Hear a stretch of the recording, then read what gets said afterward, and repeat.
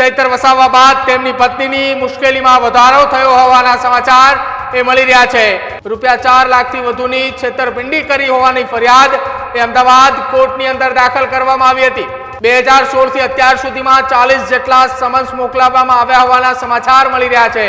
અને આ યહા મોગી agro centre નામની કંપની શકુંતલા વસાવાના નામે હોવાની વાત સામે આવી રહી છે।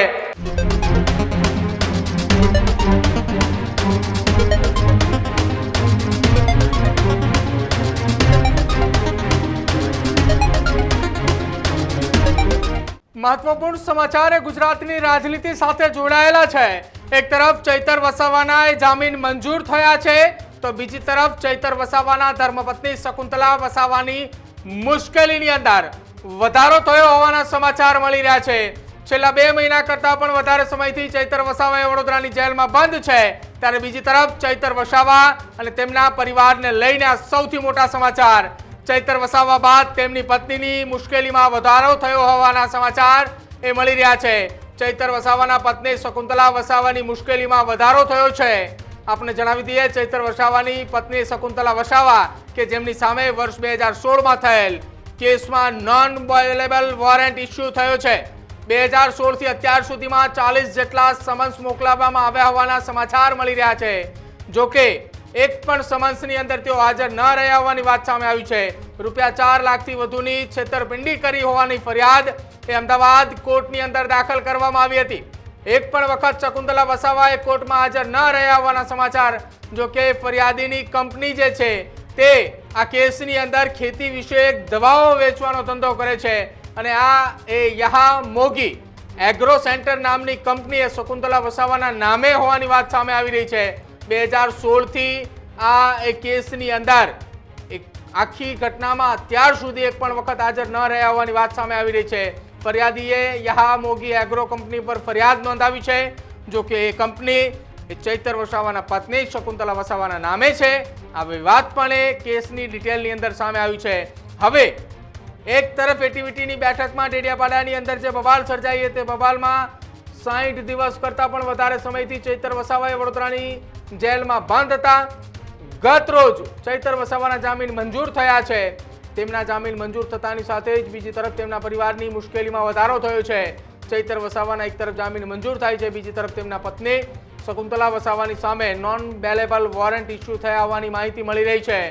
જે એ કંપની અમદાવાદની એક કંપની કે જે ખેતી વિષયક દવાઓ બનાવી રહી છે એ કંપનીના ₹4 લાખ કરતાં પણ વધારાનું બિલ હોવાની વાત સામે આવી હતી। જેમાં વર્ષ 2016ની અંદર 4 લાખ કરતાં પણ વધુની માતબર રકમનો એક ચેક આપવામાં આવ્યો હતો। એ ચેક બેંકની અંદર ડિપોઝિટ કરતા એ ચેક બાઉન્સ ગયા હોવાના સમાચાર। જો કે દરમિયાન વર્ષ 2016 થી સતત એક કેસ ચાલી રહ્યો છે। અત્યાર સુધીમાં એ કેસ અંતર્ગત અમદાવાદ કોર્ટમાંથી કુલ 40 જેટલા સમન્સ મોકલવામાં આવ્યા હોવાની વાત સામે આવી રહી છે। જો કે એક પણ વખત હાજર નહોતા રહ્યા। હવે એવા પણ સમાચાર મળી રહ્યા છે કે આવનારા 2 દિવસની અંદર વધુ એક વખત નોન બેલેબલ વોરંટ ઇસ્યુ થાય તેવી શક્યતાઓ વ્યક્ત કરવામાં આવી રહી છે। અને આ દરમિયાન જો ચૈતર વસાવાના પત્ની શકુંતલા વસાવાએ કોર્ટની અંદર હાજર અથવા તો એ પુરાવા લઈને એ નથી રજૂ થતા તો આવનારા સમયની અંદર તેમની કાયદાકીય રીતે ધરપકડ થાય તેવી શક્યતાઓ વ્યક્ત કરવામાં આવી રહી છે। ત્યારે હવે જોવાનું રહેશે કે એક તરફ ચૈતર વસાવા કે જે 60 દિવસ કરતાં વધારે સમયથી જેલની અંદર બંધ છે તેઓના જામીન મંજૂર થયા છે। જામીન મંજૂર થતાની સાથે તેઓ જેલમાંથી છૂટવાના છે, પરંતુ બીજી તરફ તેમની પત્નીની મુશ્કેલીની અંદર સતત ને સતત વધારો થઈ રહ્યો છે। ત્યારે અમદાવાદ સેશન્સ કોર્ટ દ્વારા જે નોન બેલેબલ વોરંટ ઇસ્યુ કરવામાં આવ્યું હતું જેમાં તારીખ પણ 22/9/2025 નોંધવામાં આવી હતી, હવે તારીખ પણ પૂરી થઈ ચૂકી છે। એ તારીખ પૂર્ણ થતા બાદ તેમ છતાંય કોર્ટની અંદર શકુંતલા વસાવાએ હાજર નથી રહ્યા। ત્યારે હવે આવનારા સમયની અંદર એ જોવાનું રહેશે કે શકુંતલા વસાવાની સામે કયા પ્રકારની કાર્યવાહી કરવામાં આવે છે। જે આ ઘટનાની અંદર અત્યાર સુધી વાત કરવામાં આવે તો વર્ષ 2016 થી અત્યાર સુધી 40 જેટલા વોરંટ જે છે તે ઇસ્યુ કરી અને ડેડિયાપાડા પોલીસ મથકે પહોંચાડવામાં આવ્યા છે। તેમ છતાંય તેઓ કોર્ટની અંદર હાજર નથી રહ્યા। ત્યારે હવે જોવાનું રહેશે કે આવનારા સમયની અંદર જે કંપની સાથે છેતરપિંડીની ફરિયાદ નોંધાઈ છે એ કંપનીએ જે યાહોમ કંપનીની સામે દાખલ કરી છે, જે કંપની એ ચૈતર વસાવાના પત્ની શકુંતલા વસાવાના નામે છે, તો તો આવનારા સમયની અંદર હવે કયા પ્રકારની કાર્યવાહી થાય છે તે જોવું રહેશે.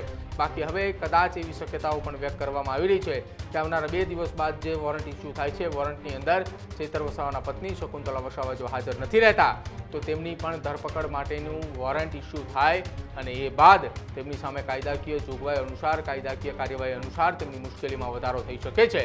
એક તરફ ચૈતર વસાવા જેલની બહાર નીકળશે અને બીજી તરફ શકુંતલા વસાવાની મુશ્કેલીની અંદર વધારો થાય તેવી શક્યતાઓ દેખાઈ રહી છે.